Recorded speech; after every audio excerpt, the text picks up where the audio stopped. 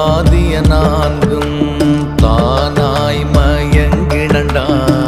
மனுவாதி சக்தி வலையில் அகப்பட்ட நடா மாமாயை என்னும் வனத்தில் அலைகிறண்டா தாமாய் உலகனைத்தும் காது கலங்கிறண்டா அப்பனே அப்பனே அப்பனே அப்பனே காப்பாயனை நீ சிவனே